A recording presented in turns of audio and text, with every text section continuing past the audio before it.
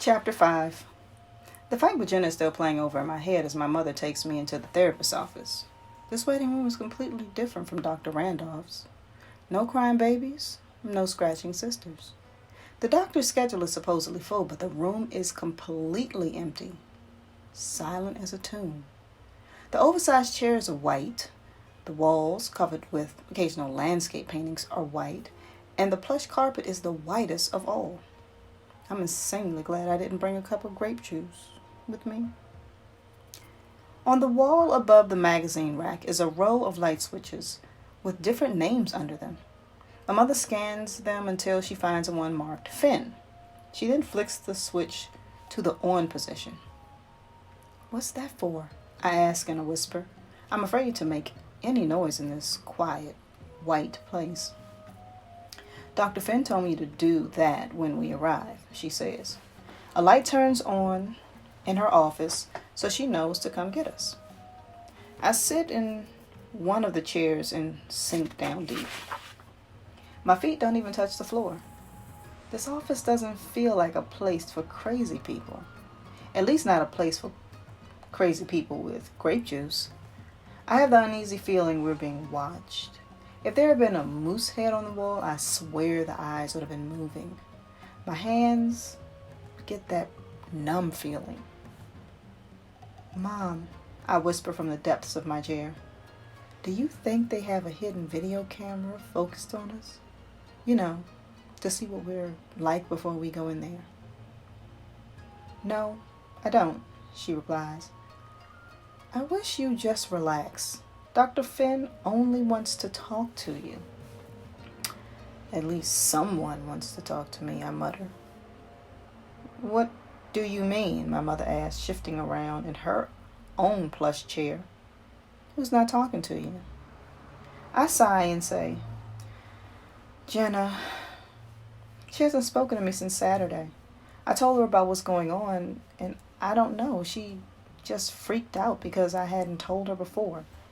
She didn't say a word to me in school today." "You know how sensitive Jenna is," my mother says. "But she'll come around. You'll see." I don't know what I'd do if she didn't. There isn't anyone else I would want for a best friend. I twist the friendship bracelet back and forth on my wrist. Molly and Kimberly and Sarah are fine for school friends, but we've never spent much time together outside of school. We all live too far from each other. I wish Mango were here with me, his dirty paws leaving little tracks on the white carpet. I haven't seen much of him this week. I think he's been hanging out at the Roth's house lately, sniffing around their new cat, Twinkles. I don't know which is more embarrassing, Mango having a crush on the cat or the fact that the cat's name is Twinkles. A few moments later, the door opens and a tall woman who looks like she's in her late 30s enters. She walks over to me and holds out her hand. "You must be Mia," she says. Her voice is sweet and makes me think of whipped cream, which reminds me that I was too upset to eat lunch today and could use some food. I nod. "I'm Miss Finn," she says, bending over to shake my hand. "Let's go into my office and get to know each other." "Isn't it Dr. Finn?" my mother asks. Miss Finn smiles and says, "I'm a psychotherapist, not a psychologist." Many people make that mistake. I assure you the level of care is the same. I'm still stuck in the deep chair and have to use both hands to push myself out. My mother starts to follow us out the door, but Miss Finn stops her. "This is usually best without the mothers," she says. My mother has no choice but to stay behind. I pause at the doorway and look back pleadingly, but my mother waves me on. Feeling alone and unsure, I follow Miss Finn into a small office that is very similar to the waiting room. Only this room has framed diplomas on the walls and a bowl of jelly beans on a big mahogany desk. A box of tissue is conveniently placed next to the plush couch where Miss Finn instructs me to sit, relax, and make yourself at home. The tissues are a bad sign. Either she expects me to cry or to sneeze a lot. At least I don't sink in quite as deep this time when I sit down. My toes just reach the carpet. I can only gaze longingly at the jelly beans, which are about a foot too far away to reach. My stomach growls. Now, Mia, Miss Finn begins in a firm voice, all traces of the whipped cream have disappeared. Dr. Randolph has filled me in on your situation. Maybe together, you and I can figure out what is causing you to see these colors.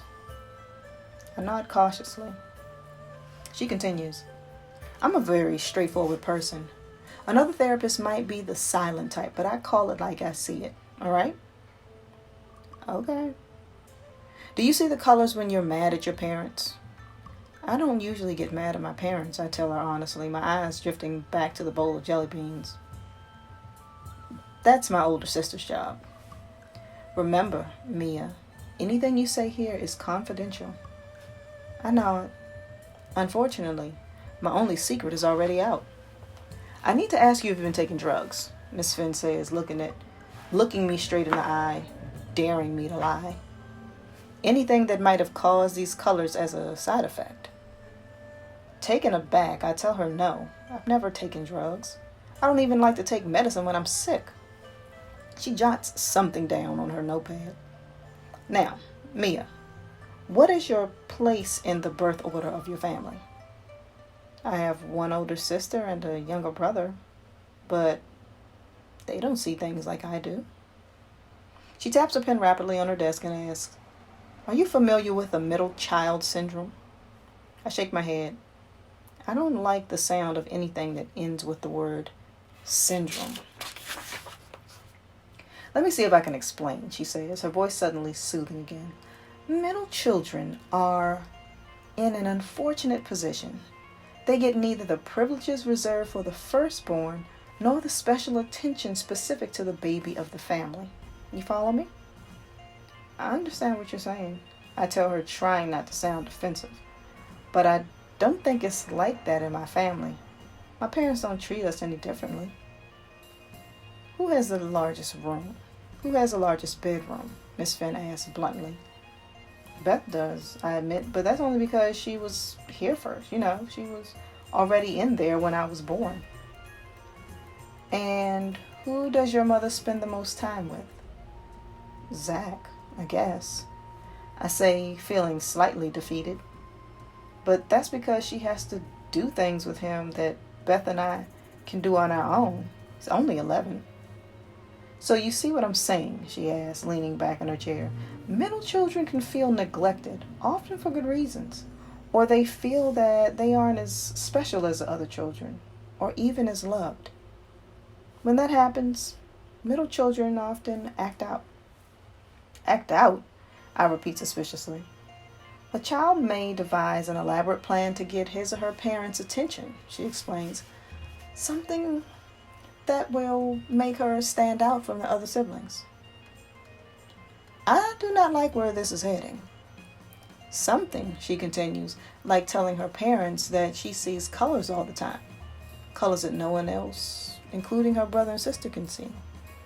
She leans forward and waits for my response. My heart sinks. A feeling I'm becoming all too familiar with.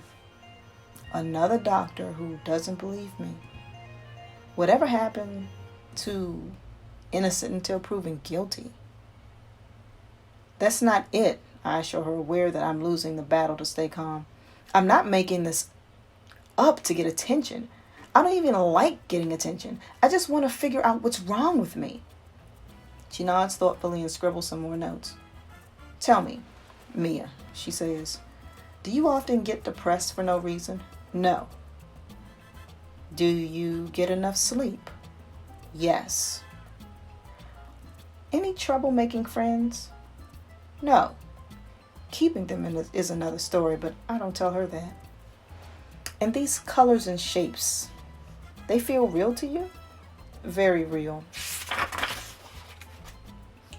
She looks at me steadily. Well, then, she says, why don't I talk to your mother for a while? We'll see what she has to say. As she leads me out of her office, I swipe 3 jelly beans from the bowl. When we reach the still empty waiting room, I trade places with my mother. I wait until I hear Miss Finn's door close behind her, then tiptoe down the hall and stand outside her office. I put my ear as close to the door as I can without touching it. The first thing I hear is my mother exclaim, "A brain tumor?"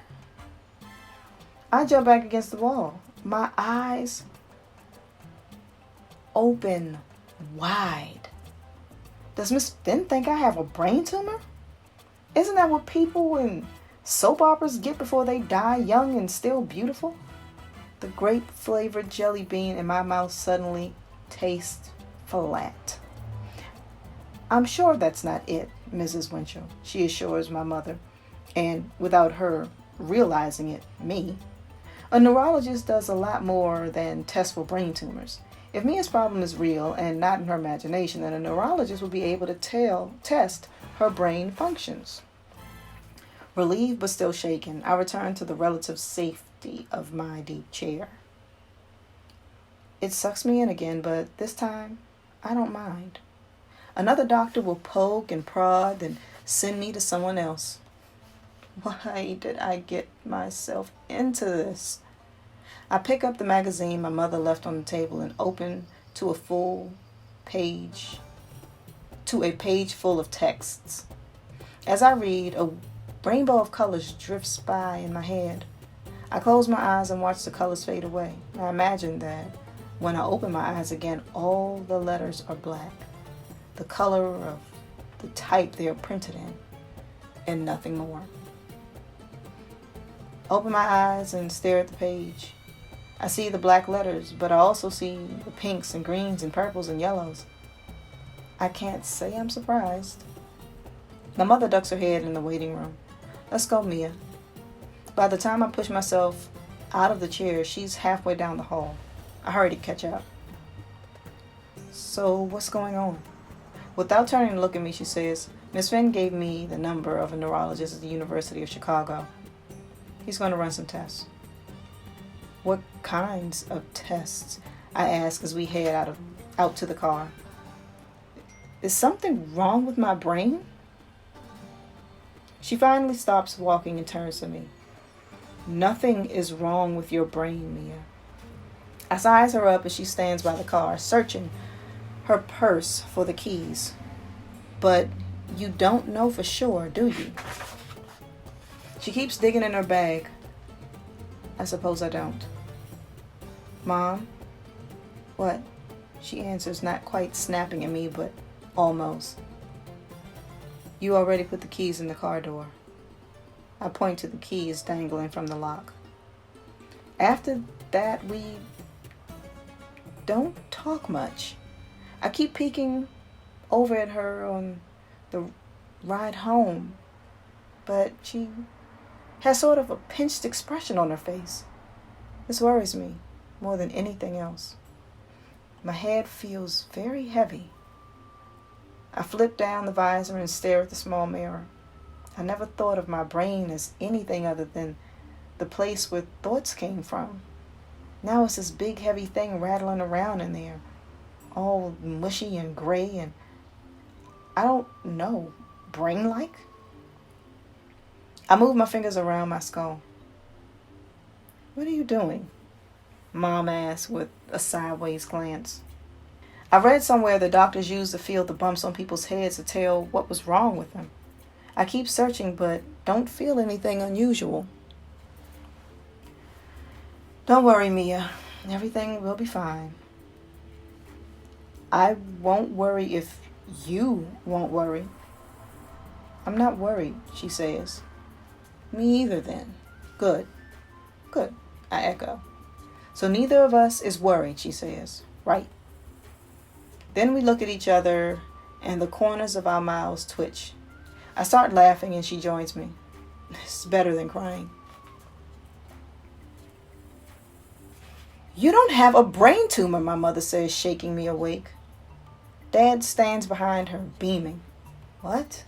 I rub my eyes and look at my wall clocks. 6:10 a.m. Mango yawns and stretches at the foot of the bed. "How do you know?" "I haven't even had the test yet." Suddenly panic grips me. I sit up and grab my mother by the sleeve of her nightshirt. Or did I have them and the doctor took out the memory part of my brain? They laugh. No, you don't have them, my mother assures me. I just got off the phone with the neurologist. At 6 o'clock in the morning? She sits down on the edge of the bed. He's at a conference in Europe where it's already the afternoon. He got the message I left yesterday and wanted to reassure us. He said that since you've had this condition your whole life without any other neurological impairments, he can rule out diseases such as epilepsy or tumors. I lean back on the pillow as relief washes over me. What else did he say? He said he's pretty sure what's going on from my description, but he wants to meet with you first. He'll be back next week, and your father and I will drive you down. I sit up again. Wait, he didn't say anything about middle child syndrome, did he? They look at me oddly. My mother shakes her head. So I have to wait a whole week to find out? You waited 13 years, right? My dad says, closing the door behind them. 13 and a half, I whisper. By this time, Mango has climbed up onto my chest, and I pet him while he purrs loudly. Each mango-colored puff reminds me that even though I'm not dying of a brain tumor, I still don't know what's wrong with me. And my best friend still isn't talking to me. I lie there with Mango for a few more minutes and decide it's time for action. Mr. Davis lets me in and tells me Jenna's still up in her room. I knock on the door and wait for her to tell me to come in. Oh, it's you, she says. She's standing by her bed, trying valiantly to squeeze her school books into a purple mini backpack that I haven't seen before. We used to make fun of people with mini backpacks, and now she has one. But she's wearing the pajamas I got her last Christmas. I'll take that as a good sign. What are you doing here? She asks. Please talk to me, I sit on the bed. I can't stand it. She lays down the backpack in defeat. What do you want me to say? For the second time that morning, I feel a surge of relief. At least she's not giving me the silent treatment anymore. I don't want to fight, and I understand why you got mad at me. Then I can't help myself. I mutter, even though I really needed you to be there for me. That's an apology, Jenna asks. She crosses her arms in front of her. I tuck in my ponytail for lack of anything better to do while I think of a response. It's half an apology. The other half has to come from you. You're the one who kept the secret, she says pointedly. I take a deep breath. Listen, Jenna, I'm sorry I didn't tell you. I just couldn't talk about it, but now I need to talk about it with you. Unless you got a new best friend I should know about. Like the person who gave you that backpack. This stupid thing? A friend of my father's gave it to me. I promised my father I'd wear it at least once.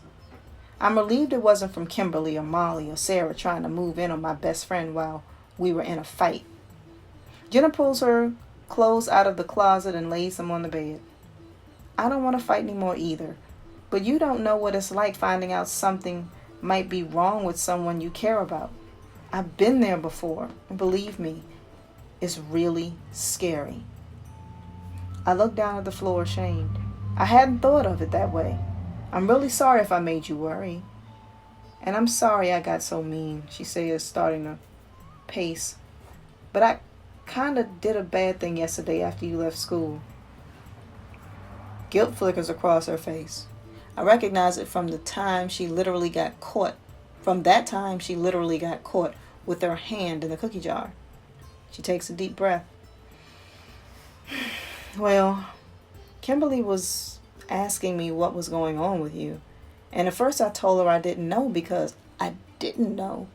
But then when I did know and I was so mad at you, well, I told her the truth about you seeing colors. How could you do that? A dark cloud of dread descends upon me. I'm really sorry. Who else knows? Wait, if Kimberly knows, then everyone must know.